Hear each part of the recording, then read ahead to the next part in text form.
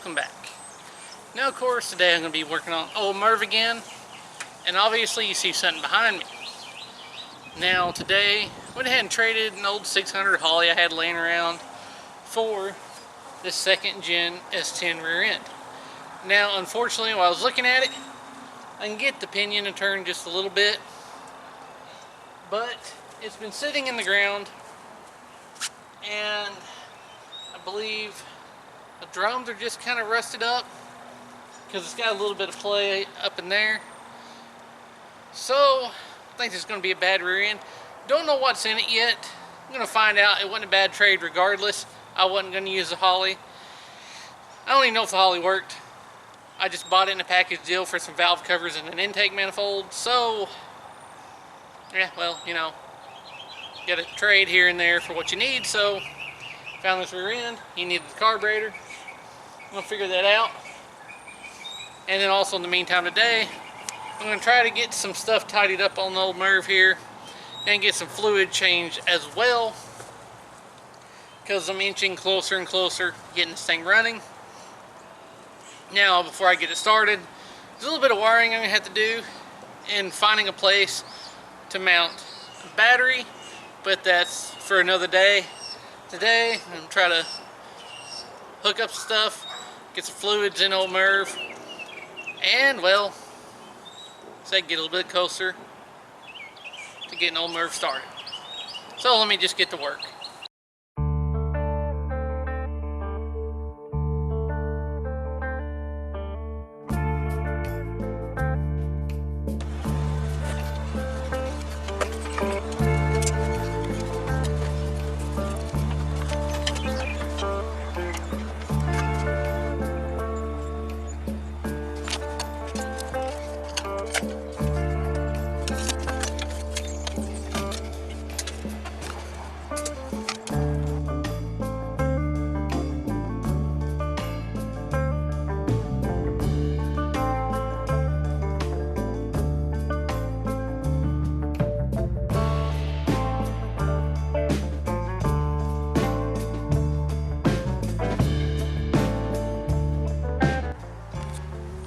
Now part of it may be slightly blocked by this, but you can still see everything we need to see, especially when you're sitting right here.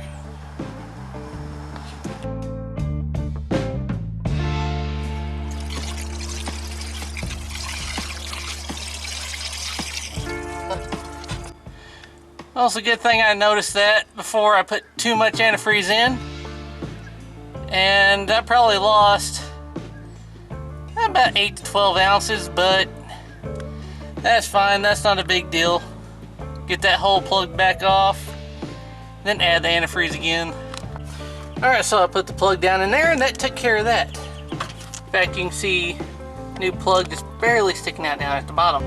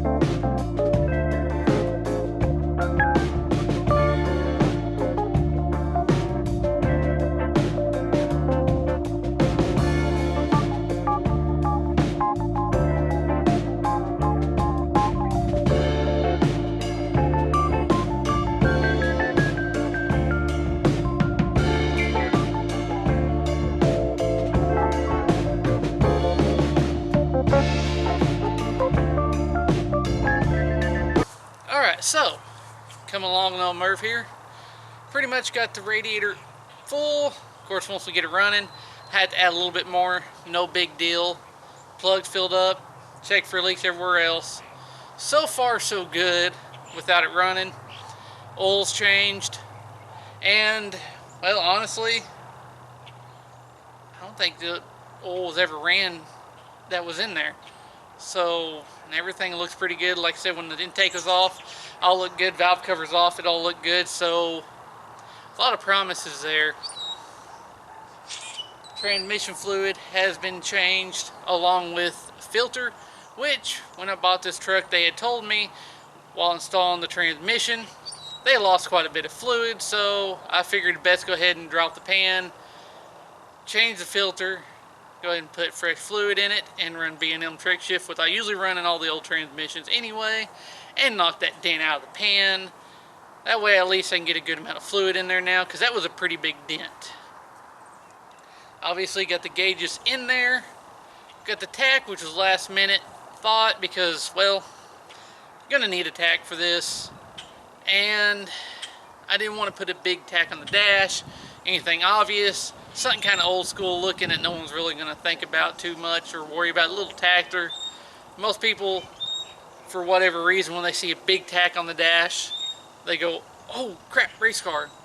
Whereas they look at a little tack like that, they're like, why you, the little tack ain't nothing. But a tack's a tack. So, hopefully it won't be too noticeable in there. And now, at the time of the filming this, pretty early on into the quarantine stuff that's going on. So going around and finding some used parts to touch up things and finish things like a drive shaft and the rear wheels might be a little difficult because I'm not seeing a lot of stuff come up for sale yet. So that's going to slow me down probably, as well as shipping and all that, whatever may come from this. But by the time you see this, it may be over. Now, that rear end, took the cover off. It is 342 gears. Great. So I'm going to look into something on that. There's a bit of surface rust on it. It may not be too bad. Take the time, look at it later, see what I can do with it, see which one's going to be better on my wallet, whether it's going to be the 7.5 in this one or the later model 7.5, which, if I'm not mistaken, the later model 7.5s, they're stronger already, supposedly.